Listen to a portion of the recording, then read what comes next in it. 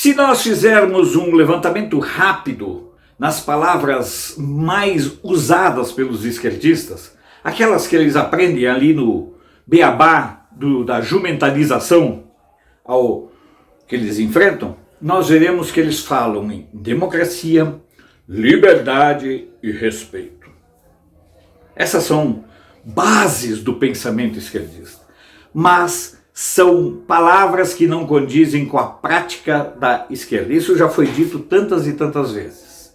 E é preciso falar e reiterar uma situação muito clara. A esquerda não possui nenhuma autoridade ética, moral ou qualquer que seja o parâmetro para falar em democracia, para falar em respeito às leis, para falar em pluralidade, para falar, por exemplo, em tolerância.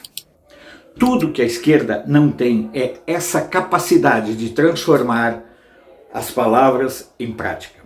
As palavras que eles sabem transformar em prática são tirania, opressão, Lula é o único genocida porque foi quem saudou o vírus, enfim, mas eu quero falar sobre respeito à democracia.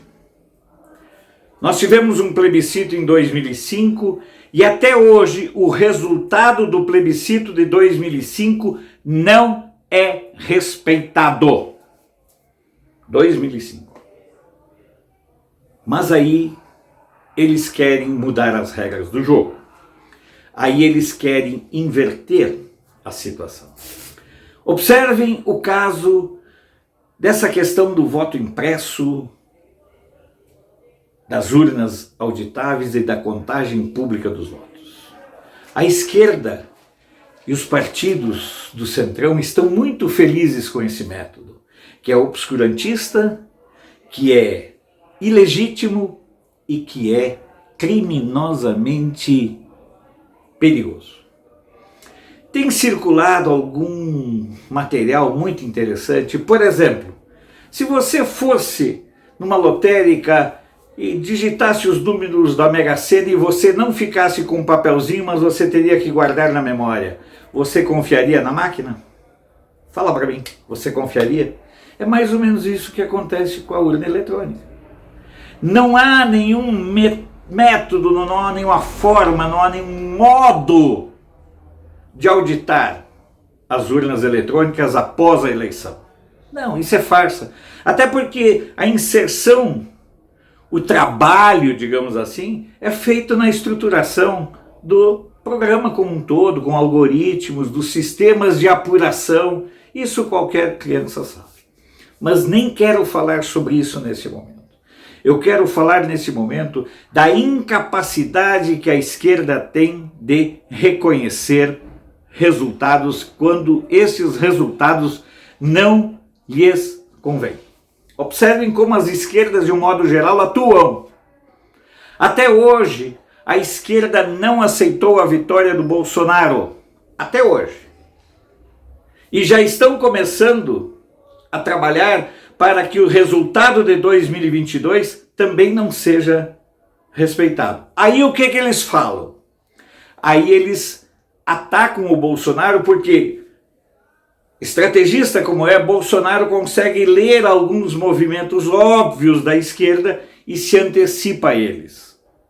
E aí a esquerda tenta transferir para Bolsonaro uma responsabilidade que é dela, que é de desrespeitar resultados de pleitos.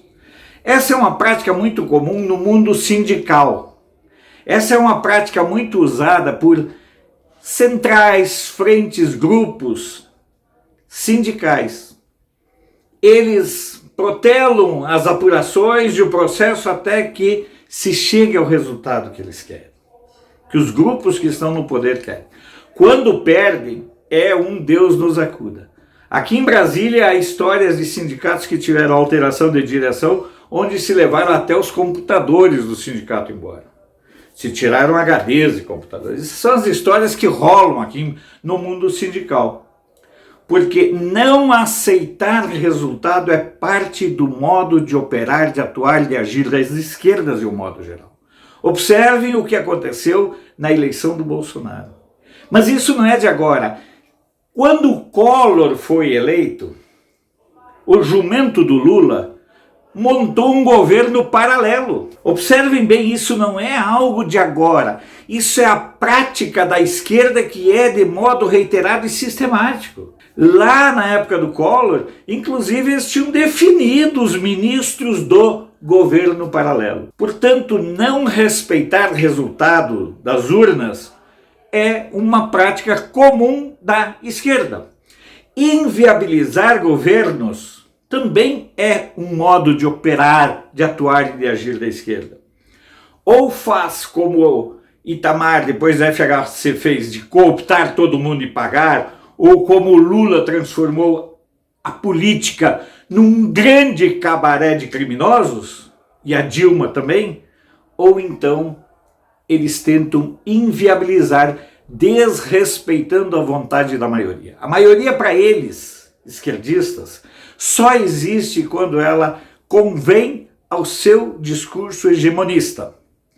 Por que, por exemplo, até hoje não fizeram nenhum plebiscito sobre pena de morte? Por que, quando perderam o plebiscito sobre armas, até hoje não respeitam o resultado daquele plebiscito? Porque para a esquerda, votação, vontade popular, só tem validade, volto a dizer e enfatizar. Vontade popular, votação só tem validade quando referenda as insanidades defendidas pela esquerda.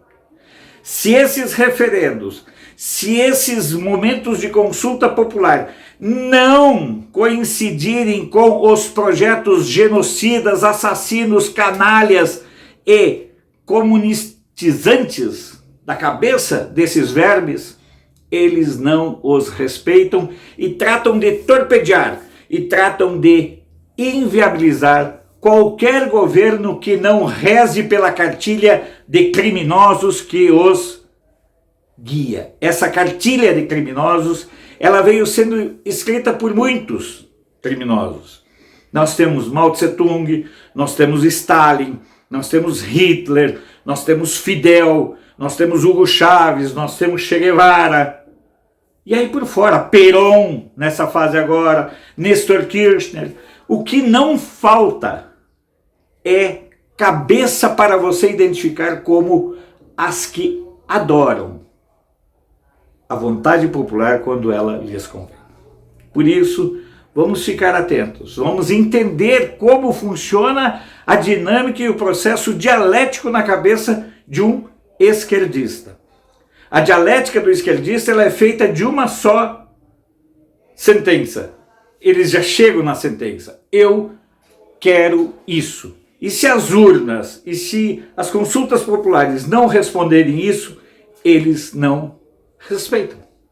E é o que aconteceu em todos os momentos nos quais a vontade da esquerda esteve distante da vontade da sociedade. Está acontecendo de novo com Bolsonaro. E a reeleição do Bolsonaro em 2022 é um limite que eles com certeza não irão aceitar. Porque eles tentarão de todas as formas inviabilizar esse processo eleitoral acusando Bolsonaro, quando na verdade Bolsonaro apenas quer que o processo eleitoral seja transparente, confiável e passível de auditagem, que é tudo que não existe hoje. Porque só tem 3 países que não aceitam, que não possuem contagem pública de votos ou um mecanismo de contagem quando usa-se a urna eletrônica. E casualmente os 3 começam com B. É muito importante agora dizer e reiterar e agradecer a vocês que ajudaram o canal a chegar até 100 mil. É muito importante continuarmos nesse nosso processo de fortalecimento do canal dentro dessa parceria que nós viemos construindo ao longo do tempo. Inscreva-se, compartilhe em suas redes sociais, repasse para os seus amigos. Se estiver dentro de suas possibilidades, eu sempre digo, repito e enfatizo, se estiver dentro das suas possibilidades, colabore. Eu não sei onde é que vai aparecer o Pix, mas o número do Pix vai aparecer em algum lugar aqui na tela e está aparecendo agora. Então, se você puder contribuir, nós muito agradecemos. Mas o mais importante é, nesse momento, agradecer a cada um de vocês que fizeram parte, que fazem parte dessa caminhada que nos trouxe até os 100K, 100 mil, que nada mais é do que uma etapa numérica, porque o principal é continuarmos juntos.